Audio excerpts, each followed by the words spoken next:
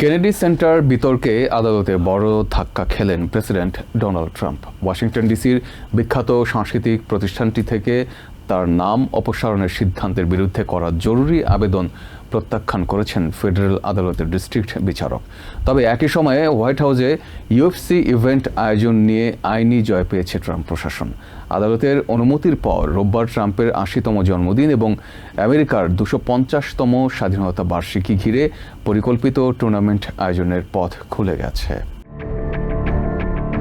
ঐতিহ্যবাহী Kennedy centre for performing আর্টসের নাম থেকে প্রেসিডেন্ট ডোনাল্ড ট্রাম্পের নাম মুছে ফেলতে আদালতের নির্দেশ বহাল থাকছে। শুক্রবার ওয়াশিংটন ডিসির একজন ডিস্ট্রিক্ট জাজ ক্রিস্টোফার কুপার এই রায় দিয়েছেন। ফলে শুক্রবারই প্রেসিডেন্ট ট্রাম্পের নাম অপসারণের কাজ সম্পন্ন করতে হবে। ইতিমধ্যেই ভবনের সামনে স্ক্যাফোল্ডিং তৈরি করা হয়েছে এবং নাম সরানোর প্রস্তুতি চলছে। আদালতের নির্দেশ অনুযায়ী দিন শেষের আগেই নাম অপসারণ সম্পন্ন হবে বলে ধারণা করা হচ্ছে। বিচারক কুপার তার রায় বলেন, কংগ্রেস এই নামকরণ করেছে এবং শুধুমাত্র কংগ্রেসই এই নামকরণ পরিবর্তন করার অধিকার রাখে। ডেমোক্রেটিক কংগ্রেসম্যান জয়েস বিটের করা অভিযোগের প্রেক্ষিতে এই নির্দেশ দেন ডিস্ট্রিক্ট জাজ।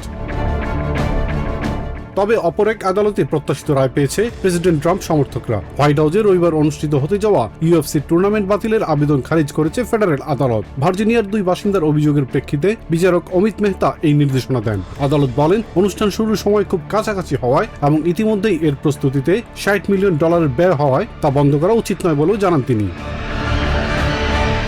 আমেরিকার 250 বছর পূর্তি উপলক্ষে দেশের মানুষের জন্য এটি দারুণ উপহার বলে মন্তব্য করেছেন স্টেট সেক্রেটারি মার্কো রুবিও। ওয়াশিংটনে তিনি বলেন, দেশের জনগণের জন্য এটি একটি উপহার। তারা তাদের হোয়াইট হাউসকে পেছনে রেখে এই ঐতিহাসিক ইভেন্ট দেখতে পারবে বলে মন্তব্য করেন তিনি। That's what Saturday Sunday is about. It's a gift to the American people. They're going to see their White House in their capital on their nation's birthday celebrating with a historic event.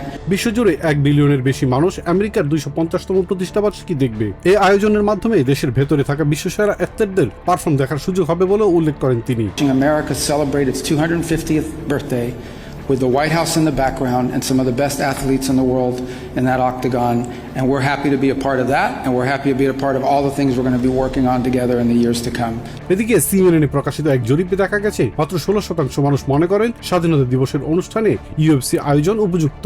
পাশাপাশি দেশের 80%-এরও বেশি মানুষ president Donald ট্রাম্পের বিভিন্ন সিদ্ধান্তকে অগ্রহণযোগ্য হিসেবে মনে করেন। 45 বছরের কম বয়সী আমেরিকানদের মধ্যে প্রায় 81% মনে করেন ইরান যুদ্ধে ব্যয়ের তুলনায় তেমন অর্জন নেই। একই বয়সী ভোটারদের মধ্যে ট্রাম্পের পররাষ্ট্র নীতি নিয়েও অসন্তোষ বেশি। জরিপে 60% ভোটার জানিয়েছেন হোয়াইট হাউস সাধারণ মানুষের জীবনযাত্রার বাস্তবতা থেকে বিচ্ছিন্ন হয়ে গেছে। Ilias Kamal, TVN 24 news desk. New York থেকে সম্প্রচারিত টিভিএন 24 টেলিভিশন বিশ্বজুড়ে বাঙালির কণ্ঠস্বর।